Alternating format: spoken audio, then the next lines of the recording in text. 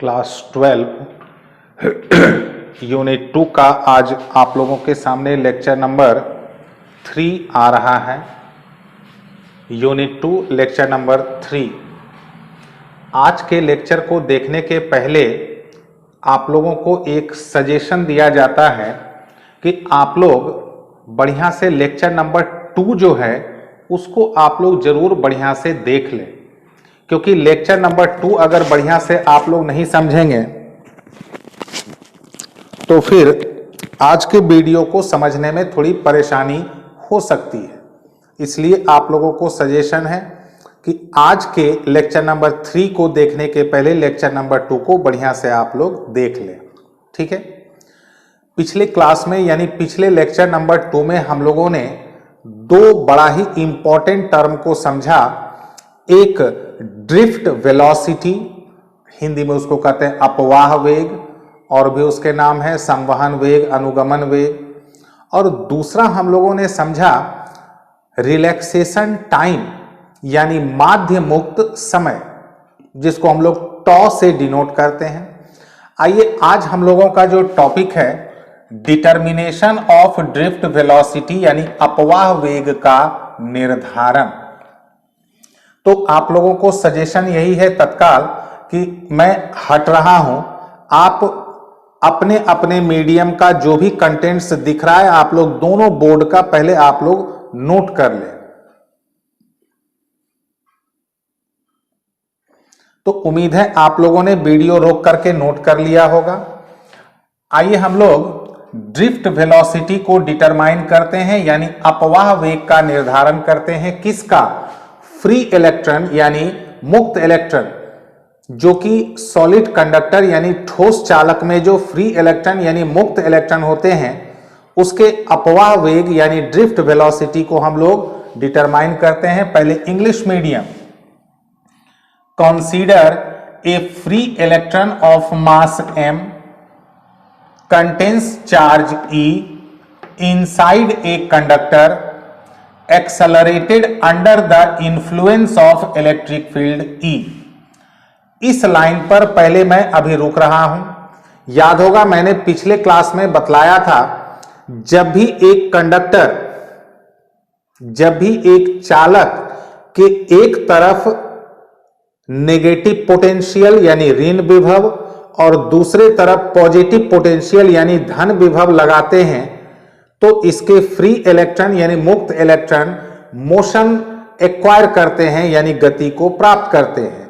इसमें एक खास बात, एक तरफ नेगेटिव पोटेंशियल यानी ऋण विभव, दूसरे तरफ पॉजिटिव पोटेंशियल यानी धन विभव जैसे ही लगाते हैं तो ये जो कंडक्टर है, चालक है, इसमें एक इलेक्ट्रिक फील्ड बनता है, एक विद्युत क्षेत्र जो है उसका निर्माण होता है। उस इलेक्ट्रिक फील्ड को हम लोगों ने क्या एज्यूम कर लिया? E applied on the conductor let this free electron collides. याद होगा आप लोगों को, इसीलिए मैं बार बार कर रहा हूं, आज के वीडियो को अगर बढ़िया से समझना है तो आप लोग लेक्चर नंबर 2 जो है उसको ध्यान से देख लें। Let this free electron collides n times. किससे कोलाइड करेगा? With static particles with velocities v1 v2 v3 dot dot dot dot vn respectively. क्योंकि कितने टाइम्स टकराती है फ्री इलेक्ट्रॉन स्टैटिक पार्टिकल से? n times. सबके टकराने का, सबके कोलिजन का वेलोसिटी हम लोगों ने एज्यूम कर लिया। और relaxation times of such collisions are τ1 τ2 τ3 dot dot dot dot τn। The acceleration of the motion of this electron becomes constant। इस लाइन को भी मैं पहले क्लियर कर दूं। जब आप लोग ध्यान रखेंगे, जब फोर्स कांस्टेंट हो तो एक्सेलरेशन हमेशा कांस्टेंट होता है। Whenever force is constant, then acceleration must be constant। तो एक कंडक्टर के दोनों एंड पर जब हम लोग अपोजिट पोटेंशियल को अप्लाई करते हैं तो इस कंडक्टर में एक कांस्टेंट इलेक्ट्रिक फील्ड जो है वो अप्लाई होता है, सेटअप होता है। और अगर इलेक्ट्रिक फील्ड कांस्टेंट रहे तो फ्री इलेक्ट्रॉन पर जो अप्लाइड फोर्स है वो भी कांस्टेंट होता है। और if applied force on free electrons becomes constant, then the acceleration of the motion of free electrons will also constant। और उस एक्सेलरेशन का हम लोगों ने यूनिट 1 में पढ़ा है। Acceleration of moving charged particle is given as QE by m। तो यहां Q की जगह क्या देंगे? E, because charge on one electron is assumed as E। तो QE by m, तो Q को रिप्लेस करेंगे किससे? E से। हिंदी मीडियम वाले प्रतीक्षा कर रहे हैं कि मेरी बारी कब आएगी। माना कि किसी चालक के एक मुक्त इलेक्ट्रॉन का द्रव्यमान m मान लिया हम लोगों ने, एवं आवेश E है। चालक पर आरोपित विद्युत क्षेत्र, फिर मैं यहां पर रुक रहा हूं, हिंदी मीडियम वाले फिर से ध्यान से सुन लें। जब एक ठोस चालक के दोनों सिरों पर एक तरफ ऋण विभव दूसरे तरफ धन विभव लगाते हैं तो चालक पर एक विद्युत क्षेत्र लगती है जिसको हम लोगों ने क्या मान लिया है? E। इस विद्युत क्षेत्र के प्रभाव से यह इलेक्ट्रॉन का मतलब मुक्त इलेक्ट्रॉन त्वरित होकर n बार, कितनी बार? n बार स्थिर कणों से टकराती है, जिसका वेग यानी n बार टकराने का वेग हम लोगों ने मान लिया v1, v2, v3 dot dot dot dot vn है, जबकि इन टक्करों का माध्य मुक्त समय τ1, τ2, τ3 dot dot dot dot τn है। अब आप लोग ध्यान देंगे हिंदी मीडियम वाले, जब बल का मान अचर हो तो त्वरण का मान भी अचर होती है। और जब एक चालक पर हम लोग विद्युत क्षेत्र लगाते हैं तो वह विद्युत क्षेत्र कांस्टेंट यानी अचर अगर रहे तो मुक्त इलेक्ट्रॉन पर लगने वाला बल भी अचर होता है। और अगर बल अचर हो तो गति का, मुक्त इलेक्ट्रॉन की गति का त्वरण भी क्या रहती है? अचर। और उस त्वरण का मान A बराबर होता है QE by m। तो Q की जगह एक इलेक्ट्रॉन पर आवेश को हम लोग किससे दर्शाएंगे? E। A बराबर होता है QE by m। चूंकि आप लोगों ने इस तरफ को नोट कर लिया है इसलिए मैं इस तरफ के बोर्ड को मिटा रहा हूं आगे को समझाने के लिए।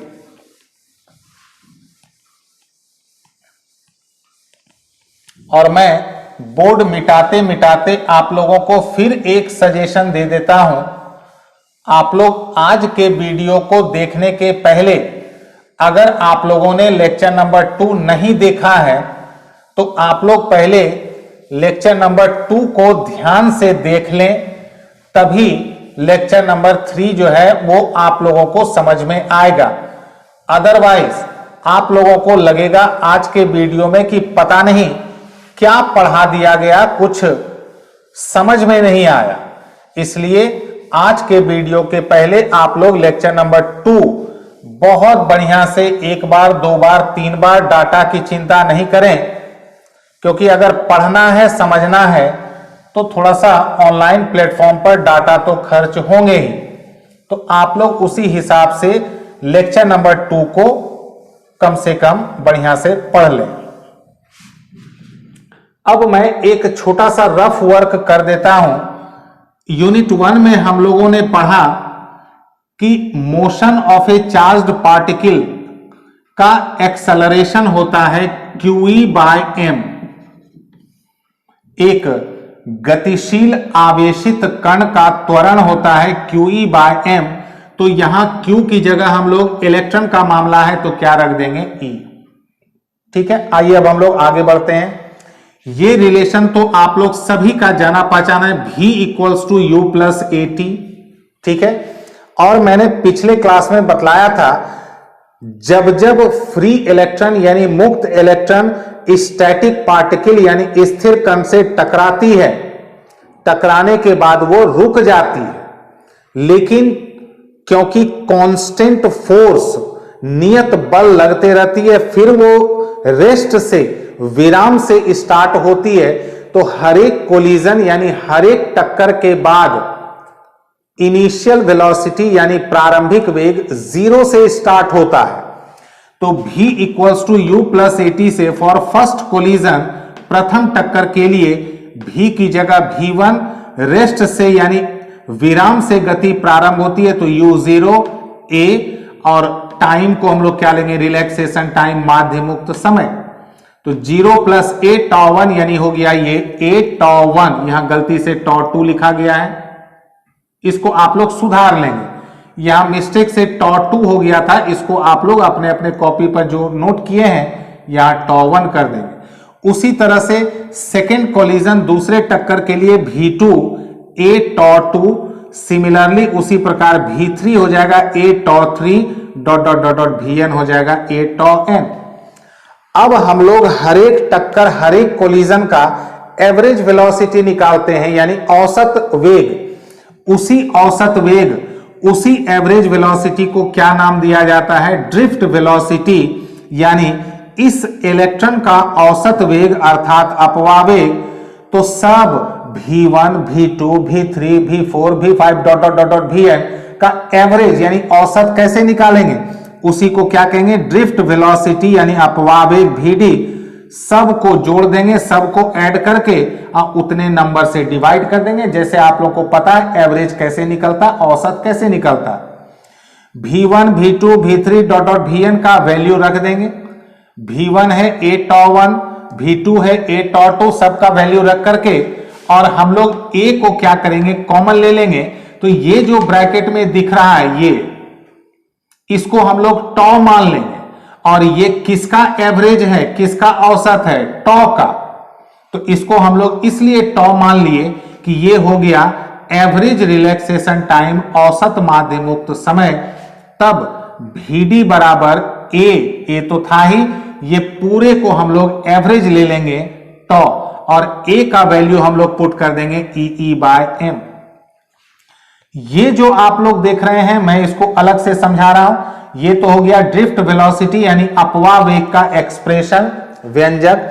आप लोग जो वेक्टर में देख रहे हैं इसको भी मैं समझा दे रहा हूं यहां पर। जैसे ये एक कंडक्टर है, चालक है, इसका ये एक फ्री इलेक्ट्रॉन है।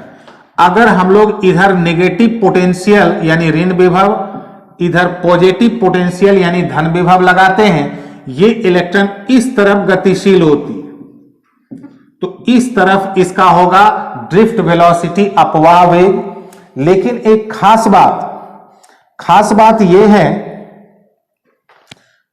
यह है कि इस कंडक्टर में जो इलेक्ट्रिक फील्ड बनेगा, इस चालक में जो इलेक्ट्रिक फील्ड बनेगा, इलेक्ट्रिक फील्ड का डायरेक्शन हमेशा पॉजिटिव से दूर होता है, यानी इधर बनेगा, पॉजिटिव से दूर, नेगेटिव की ओर।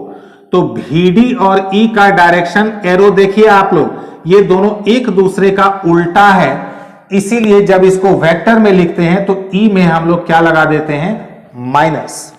हालांकि इसका कोई विशेष इस्तेमाल नहीं है। तो ये तो हो गया अपवाह वेग का निर्धारण, डिटर्मिनेशन ऑफ ड्रिफ्ट वेलोसिटी। आइए हम लोग टॉपिक को आगे बढ़ाते हैं।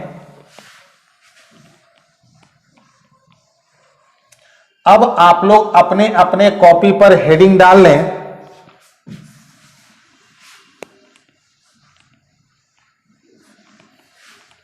कॉपी पर हेडिंग डालें, मैं बोल रहा हूं relation between current and drift velocity, relation between current and drift velocity, यानी धारा एवं अपवाह वेग के बीच संबंध, धारा एवं अपवाह वेग के बीच संबंध,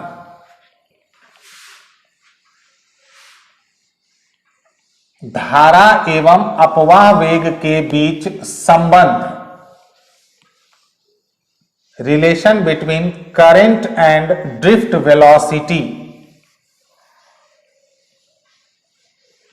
relation between current and drift velocity.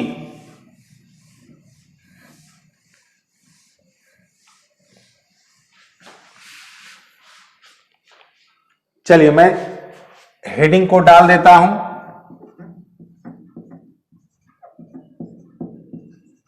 Relation between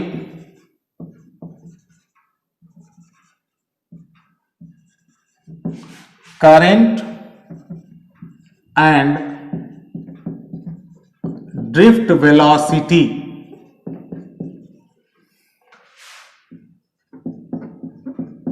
धारा एवं अपवाह वेग के बीच संबंध।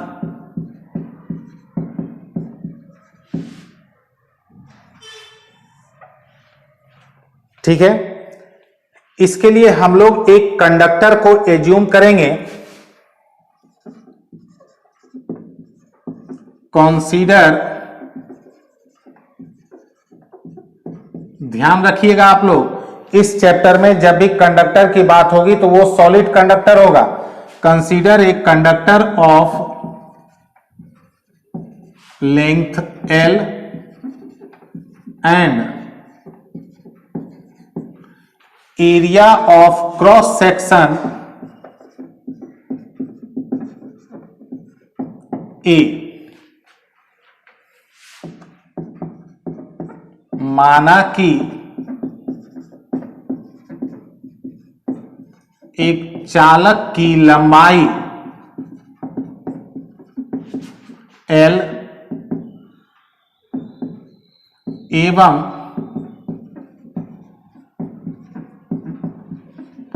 अनुप्रस्थ क्षेत्रफल A है। हम लोग एक कंडक्टर को एज्यूम कर रहे हैं जिसका लेंथ है L और एरिया ऑफ क्रॉस सेक्शन है A। एक चालक जैसे तार, उसकी लंबाई L और अनुप्रस्थ क्षेत्रफल है A। Therefore volume of conductor, यानी चालक का आयतन, आप लोगों को पता होगा कि एक तार, वायर, उसका शेप होता है सिलिंड्रिकल, बेलनाकार, और एक सिलेंडर यानी बेलन का वॉल्यूम यानी आयतन होता है A इंटू L। अब if number of free electrons per unit volume of the conductor is n, यानी कंडक्टर के पर यूनिट वॉल्यूम में number of free electrons n हो, देन यदि चालक के प्रति एकांक आयतन में मुक्त इलेक्ट्रॉनों की संख्या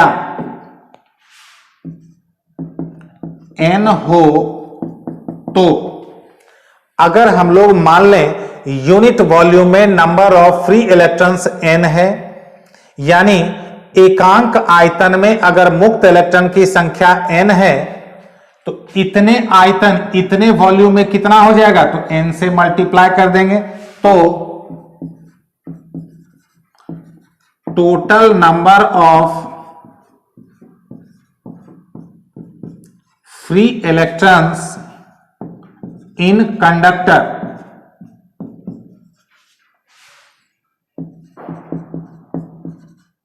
चालक में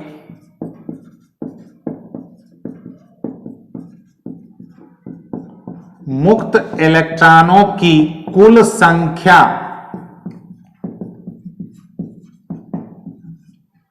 फिर से मैं रिपीट कर दूं, यूनिट वॉल्यूम में n, एकांक आयतन में मुक्त इलेक्ट्रॉन की संख्या n, तो Al आयतन, Al वॉल्यूम में कितना हो जाएगा, n इंटू Al।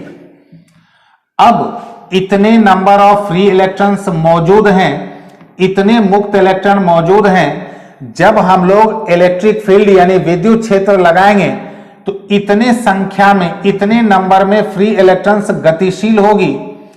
हर फ्री इलेक्ट्रॉन, हर मुक्त इलेक्ट्रॉन अपने साथ कितना चार्ज लेके जाएगी? E।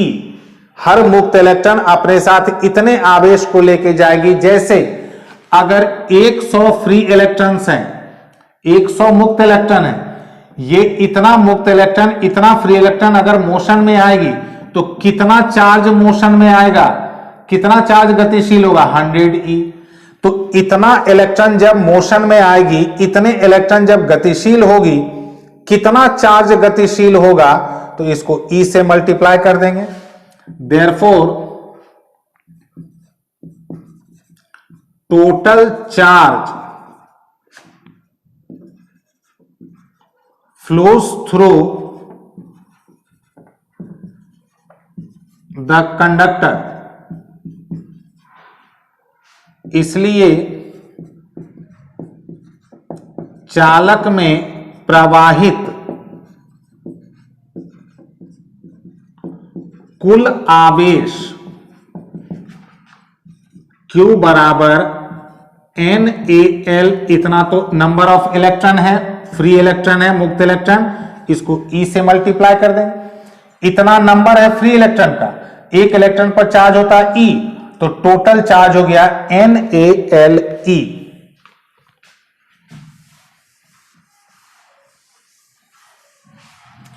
अब एक छोटा सा रफ वर्क पहले मैं इधर कर रहा हूं, ध्यान दें आप लोग इस रफ वर्क पर, तभी अगला स्टेप समझ में आएगा। ये एक कंडक्टिंग वायर है, चालक तार है। मान लेते हैं एक इलेक्ट्रॉन, फ्री इलेक्ट्रॉन, मुक्त इलेक्ट्रॉन यहां से ऐसे चला,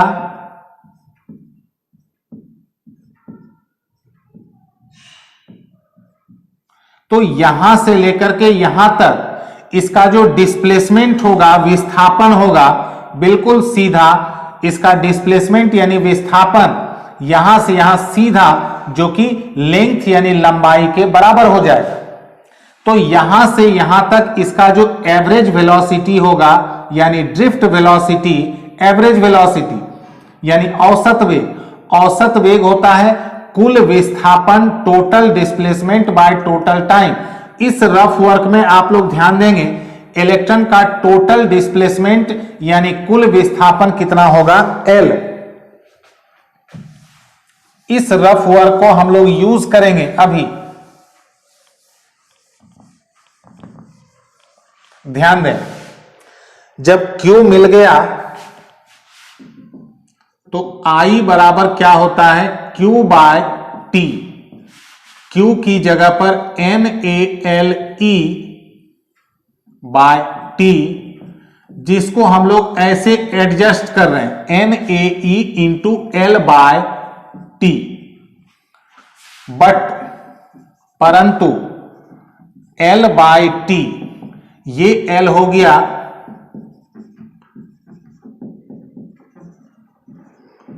टोटल डिस्प्लेसमेंट, कुल विस्थापन, और T हो गया टोटल टाइम। तो total displacement by total time यानी कुल विस्थापन बटे कुल समय, ये कहलाता है औसत वेग, एवरेज और ड्रिफ्ट वेलोसिटी, यानी औसत या अपवाह वेग, जिसको हम लोग क्या नाम देते हैं? Vd। तो L बाय T को हम लोग पुट कर देंगे Vd, तो I हो जाएगा N A E into Vd। तो I यानी करंट और Vd यानी ड्रिफ्ट वेलोसिटी, धारा और अपवाह वेग के बीच, यही कहलाता है रिलेशन। तो आप लोग इसको नोट कर ले, मैं हट रहा हूं।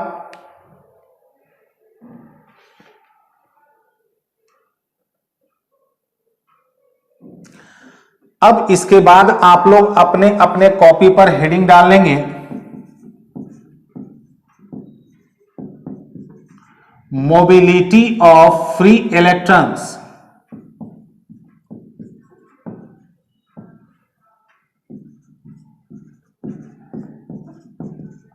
मुक्त इलेक्ट्रॉनों की गतिशीलता। हम लोगों का नेक्स्ट टॉपिक यही रहेगा। इसके बाद हम लोगों का आएगा टॉपिक करंट डेंसिटी, धारा घनत्व, और तब आप लोगों का एक जाना पहचाना टॉपिक आएगा ओम्स लॉ यानी ओम का नियम। तो आप लोग, फिर मैं सजेशन दे दूं चलते चलते, लेक्चर नंबर 3 को देखने के पहले आप लोग लेक्चर नंबर 2 को बढ़िया से समझ लें, तभी आज का जो लेक्चर है वो आप लोगों को समझ में आएगा। ठीक है, तो thank you very much to all.